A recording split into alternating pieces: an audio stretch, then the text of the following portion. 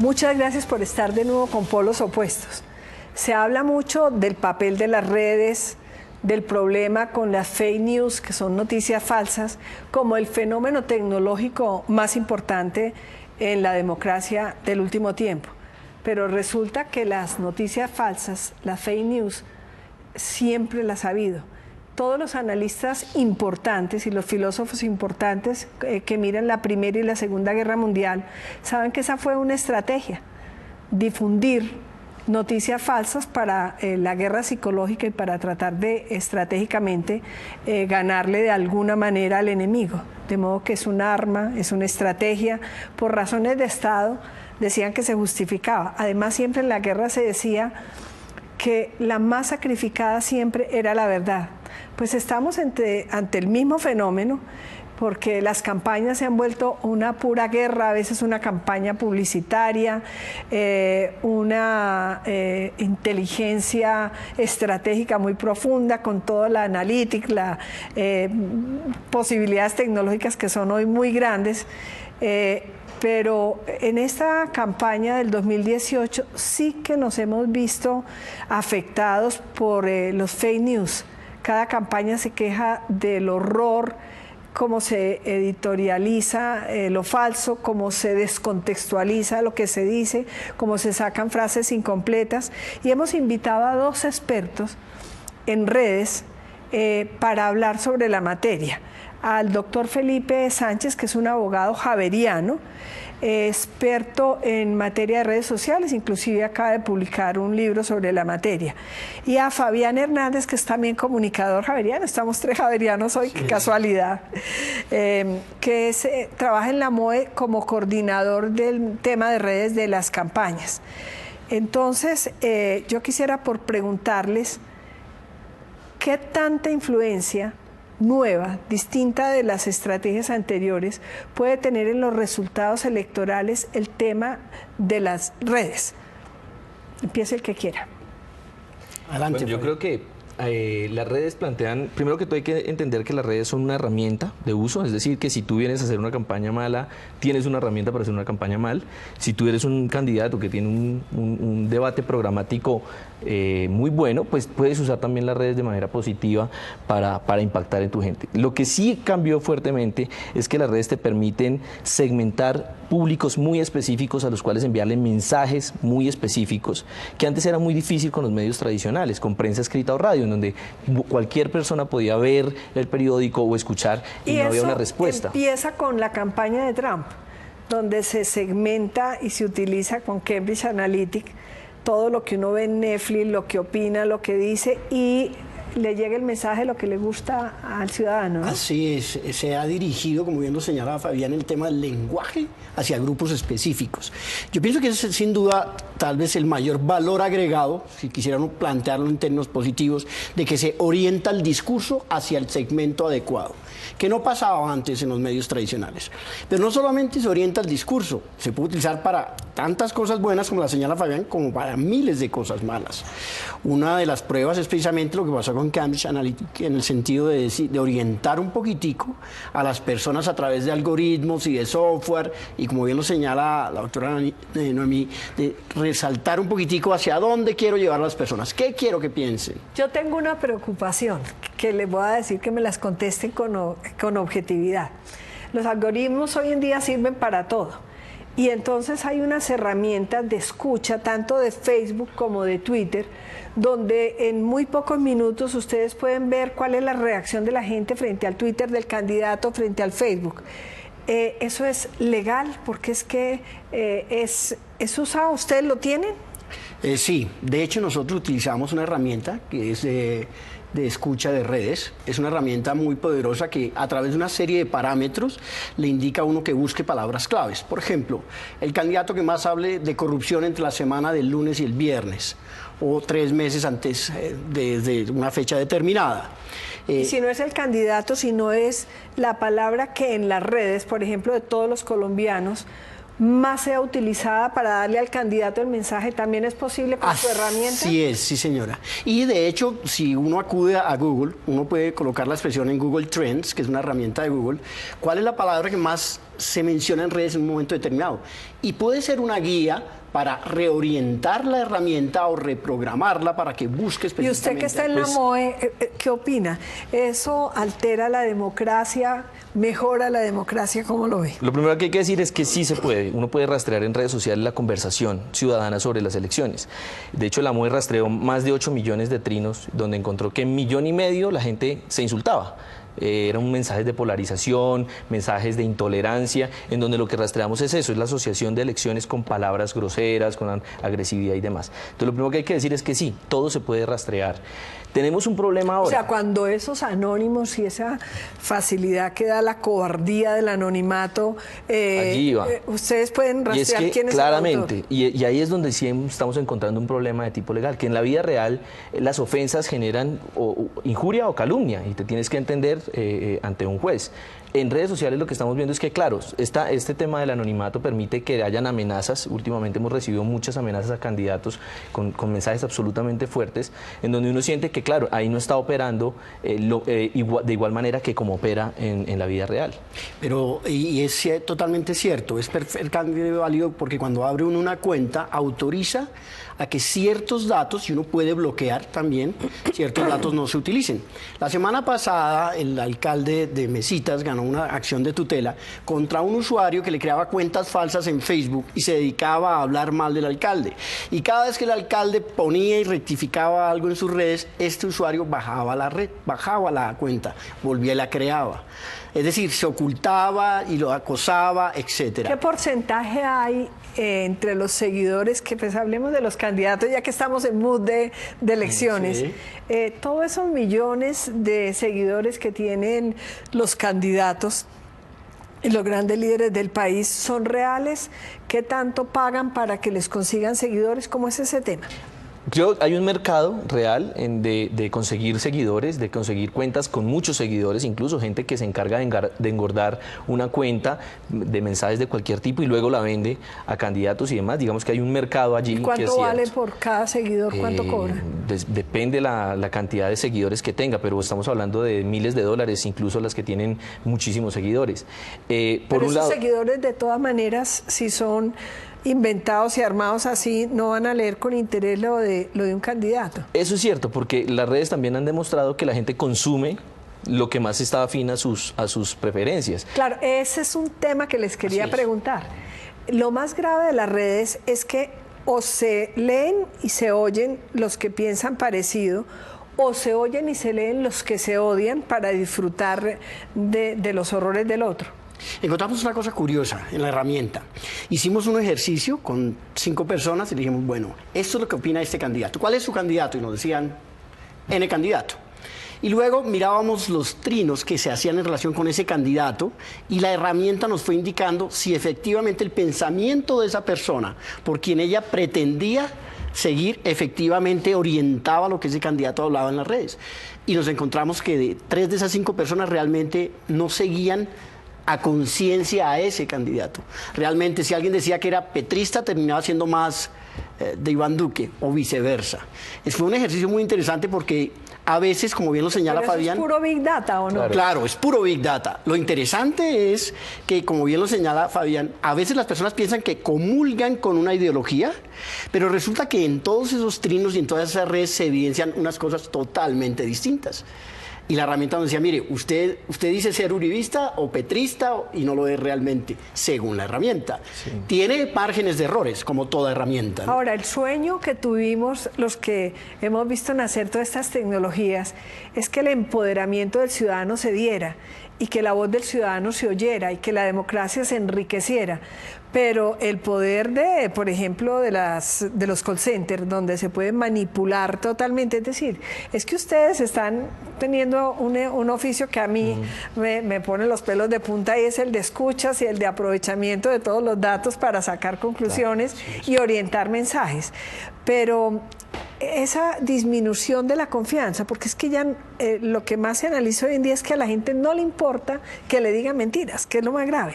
De hecho, hay estudios que dicen que así tú le reafirmes o le corrijas la mentira a la persona va a seguir creyendo en la mentira. Nosotros estamos tratando de hacer en Colombia, para este proceso electoral... ¿Creyendo la mentira o gustándole? Porque cuando es antifulano...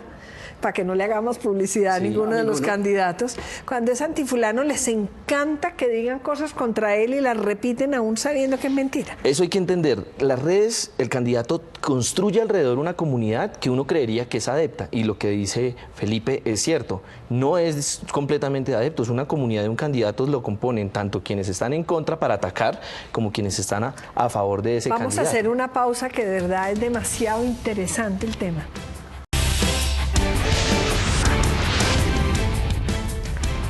¿Qué pasó con el empoderamiento ciudadano? Nosotros encontramos incluso como un dato curioso que, sin lugar a dudas, antes el ciudadano solamente recibía la información que los medios le daban. Hoy en día el ciudadano selecciona la información que quiere y comparte la que quiere. Además, realmente tiene un mecanismo de expresión masivo con el cual no contaba antes. Y si además consigue seguidores o es una influencer de este tipo de personas que tienen muchos seguidores, puede lograr incluso estigmatizar o a un candidato favorecerlo. Sobre todo por el lado negativo. Claro. El bullying que están haciendo algunos contra algunos es demasiado doloroso, ¿no? Sí. Hay que entender una cosa, además, que se cambió el esquema de líder de opinión que se tenía tradicionalmente. Antes eran los líderes de opinión en los de las columnas de opinión y demás. Hoy en día, para un joven, el líder de opinión es su amigo, que retuiteó una información, que le gustó una información. Entonces los jóvenes muchas veces consumen es la información que sus amigos, sus cercanos la hacen. Y ojalá que sea destruyendo al que odian, ¿no es cierto? Pero te hago una pregunta, ¿por qué estas redes que de verdad están llamadas también a tantas cosas positivas, en materia, por ejemplo, de seguridad, están prestando tan escaso servicio? En materia de solidaridad, que es llamar cuando hay una necesidad para que nos toquemos todos y ayudemos. ¿Por qué las redes no están cumpliendo con esos objetivos? Yo creo que sí, yo creo que no hay que ser tan pesimistas. Yo creo que incluso en los temas, por ejemplo, en México, cuando ocurrió lo del temblor, la movilización que hubo a través de redes sociales para la ayuda a México fue muy importante. Sí, pero esos son, digamos, los grandes problemas. Y ahí siempre pues se nos mueve el corazón con la sola fotografía. Pero es que todos los minutos de la vida, todos los momentos, hay circunstancias en que exigirían nuestra solidaridad o nuestra actividad. Y no ve uno que se muevan así. Eso pasó con los animalistas. Un ejemplo de un Twitter que nosotros vimos y que fue muy masivo fue el de una señora que aparentemente dejaba abandonado un animal en la calle, un perro, y cuando se investigó más a fondo sobre el tema, esta señora se descubrió que realmente sí era que protegía a los animales y no era que efectivamente estuviera lastimando al Oye, animal. pero no nos desviamos. Lo que hay es un discurso de odio grande en las redes. Sí. Y eso es lo peligroso. Cuando se usa la red, más que por mala fe, por desconocimiento. ¿Qué porcentaje hay de personas que no ponen su nombre? Quiero decir que el mío está. El de Fabián está. Sí, pero ¿qué porcentaje hay de los que utilizan el anonimato para poder darle cabida a ese odio, a las verdades políticamente no correctas, a las mentiras, a las infames? ¿Qué porcentaje? No sabría decir como cuál es el porcentaje de personas que de frente ponen su nombre para decir algo en redes sociales o no. Es importante saberlo, ¿no? Sobre todo en la red Twitter. En Facebook, digamos que hay cierta corresponsabilidad entre quien está y que la persona exista en la vida real. En Twitter es mucho más fácil crear cuentas falsas y demás, por eso se ha conocido. Pero no sabemos el porcentaje. Pero no sabemos Pero el le porcentaje. hago una pregunta. Ustedes, con esas escuchas que tienen tan miedosas, ¿pueden entrar al Facebook privado o solamente pueden entrar a lo que la gente hace público y lo mismo los Twitter? Les pregunto, porque el Twitter también tiene correspondencia privada y correspondencia pública. ¿Pueden entrar a todo o solamente? En Twitter está todo, porque uno aprueba que esté toda la información de tuitear, eso es público. Pero hay muchas veces, pero hay una señal donde dice correspondencia privada. Que esa sí es privada. Esa sí es privada. Y a esa no entra. Esa no entra. En Facebook sí hay una diferenciación entre la página personal, en donde si la persona puso privado, nadie puede entrar, ninguna máquina tiene la capacidad de entrar a escuchar lo que esa persona dice. Pero cuando la persona crea una página pública, esa información sí es posible rastrearla. ¿Qué otra información es posible rastrear? Los comentarios que se hacen en los videos de YouTube, los comentarios que se hacen en blogs y demás, en Instagram y demás, de un usuario específico. Pero casi siempre eso se utiliza para reorientar el mensaje de los candidatos. Es decir, si los comentarios fueron muy negativos, ¿cómo darles la vuelta? Hoy me preguntaban de uno que le dio alcance a alguna afirmación me dijo, ¿qué tal? Y le dije, me sonó a remiendo, porque pues sobre lo que ustedes ayudan con las escuchas, o Moe, espero que sea imparcial, pues es que acaba siendo como un producto, una crema dental Pexoden y Colgate. Y entonces acaban diciendo lo que la gente quiere oír y no lo que el liderazgo exige, que es muchas veces verdades no convenientes. De acuerdo, hay una cosa que mencionas muy importante. ¿Cuántos son falsos? Es casi virtualmente imposible saberlo, eso es cierto. Pero hay una expresión que utilizan mucho los jueces cuando resuelven los temas de acciones por temas de calumnias, injurias o hostigamiento en redes, y es: no le digas a una persona en la red lo que no tienes el valor de decirle en la cara. O sea, lo del evangelio. No, tal cual. No le hagas nada. Tal cual. Si tienes el valor y la autonomía y la seguridad para decírselo, díselo, pero díselo en tu cara y no te ampares en el escudo del anonimato. Pero no estoy tan segura del fallo, porque la gente muy emocional, pues de frente sí que es peor, porque por lo menos mientras escribe se enfría un poquito. Es que no deja de ser una herramienta, las redes sociales no dejan de ser una herramienta. O un arma o una ayuda. Si tú tienes la posibilidad de hacer algo bien, pues las herramientas han potenciado una cantidad de acciones positivas para la democracia, pero también se puede usar para mal. Entonces, lo que llama la atención de las redes sociales son dos: ¿cómo hacemos a una ciudadanía crítica de las redes sociales, es decir, que no consuma y crea todo lo que viene de ahí? ¿Y cómo hacemos que una élite política, económica, cultural use las herramientas también de la mejor manera? Nos toca hacer otra pausa, nos quedan después unos pocos minutos.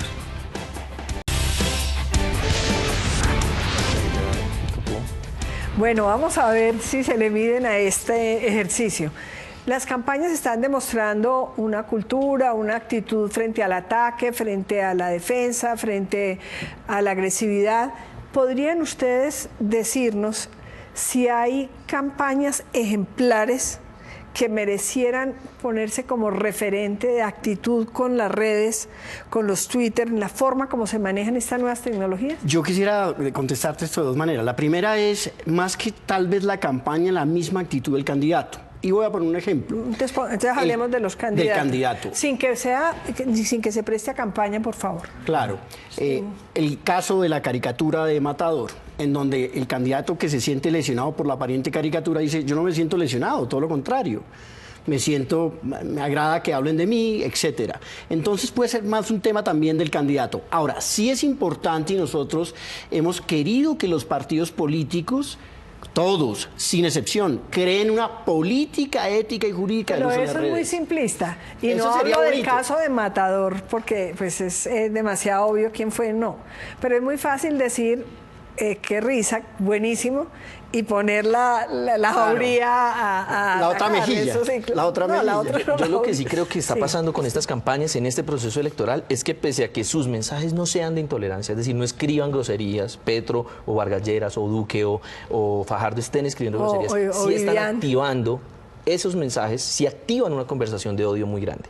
¿Sí? Entonces es interesante, porque el llamado es a que los candidatos hablen con sus simpatizantes, con sus seguidores, porque quienes activan una red de odio, de intolerancia y de ataque muchas veces no es la cuenta oficial del candidato, sino la gente que lo sigue. Sí, pero yo sí les digo una cosa, también la intolerancia, la incapacidad de que uno se exprese con el vocabulario normal y volverlo a uno líder de la agresividad y de todo, son las simpatías, antipatías.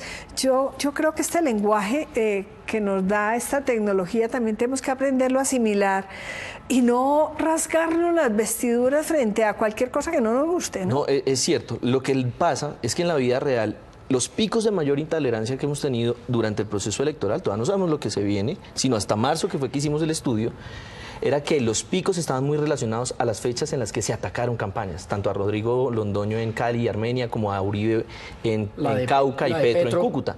Esos picos de intolerancia en la vida real se ven en las redes sociales. ¿Y se vuelven también votos? Yo creo que para este proceso electoral las redes sociales sí tienen mucho mayor impacto en votos que antes. Yo tengo una preocupación muy grande, y es que se utilicen mecanismos non santos para ganar elecciones. Por ejemplo, a mí me aterra todavía lo que ocurrió con el candidato Zuluaga entre primera y segunda vuelta. La utilización del hacker, que fue un mecanismo ilegal, provocador, para que incurriera en determinada conducta. A mí particularmente me pareció una trampa en la que cayó, pero trampa. ¿Ustedes creen que nos falta por ver mucho en lo que nos falta en las elecciones? Yo creo que sí, y verdaderamente en estos últimos días a puertas de la elección va a verse el gran escándalo en las redes. ¿Ustedes Casi creen uno que podría vaticinarlo.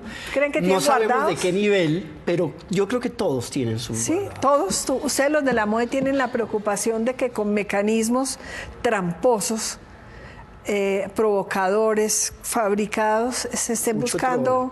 Va a ocurrir de cerca las elecciones, se activan conversaciones de intolerancia, de mentiras, de tergiversación y de exageración muy fuertes como las que ocurrieron a puertas del plebiscito de refrendación de los acuerdos de paz. Eso se va a activar. Acá lo que vamos a tener es que tomar una decisión también como democracia, y es el tipo de discurso que vamos a tener nosotros ya en las redes sociales. Va a tocar que nos enseñen a cómo debatir en la política, ya sin armas, sino en la política, en las redes sociales. Y ahí les pregunto yo, con todo esto de las fake news, el aprovechamiento de la mentira, del odio, la cobardía del anonimato para decir horrores, que la gente no se atreve a decir, ojalá verdades, pero pues desafortunadamente no siempre. ¿Qué hacer? ¿Cómo enfrenta una sociedad ese tema ético? Porque finalmente hay un profundo contenido ético y una actitud democrática. ¿Qué recomendarían ustedes si fueran legisladores, si fueran gobernantes, si fueran profesores de colegio, de universidad, estudiantes, para evitar que esto ocurra? Bueno, nosotros desde la academia, por ejemplo, particularmente, sí estamos ahora implementando en los últimos semestres, especialmente no solo en comunicadores, también en abogados y en otras carreras, que conozcan las responsabilidades legales por el uso de las redes. Esa responsabilidad, como bien lo señala, doctora, no se refiere exclusivamente a un tema o puramente ético, que es más valioso sin lugar a dudas que lo legal, pero también tiene unas consecuencias legales que muchas veces se desconocen. Y también hay un tema ciudadano. Yo creo que nadie estaba preparado para el auge de las redes sociales como lo tenemos hoy, y no estábamos preparados desde la academia, desde que los niños ya están con su celular todo el día allí, y aquí sí tiene que haber una educación desde pequeños a cómo se vive en democracia, cómo se vive en una democracia sin balas, sino una democracia donde el debate es lo que sirve. Entonces claramente es un tema de cultura política, el argumento y no la bala. La deliberación, la conversación, ¿cómo la llevamos? Bueno, desafortunadamente se nos acabó el tiempo. El 51% de los colombianos utilizan Facebook o Twitter, 60% Facebook. 10 veces al día es muy impresionante el uso. No creamos todo lo que nos llega, miremoslo con mucha conciencia y con espíritu crítico, y tal vez les agrego algo: los medios de comunicación haciendo buen periodismo son los encargados de la noticia real y veraz, y ojalá los candidatos con su decencia y con su actitud frente a sus campañas, frente a sus argumentos y frente a sus competidores. Ética, legalidad y votar en conciencia. Muchas gracias.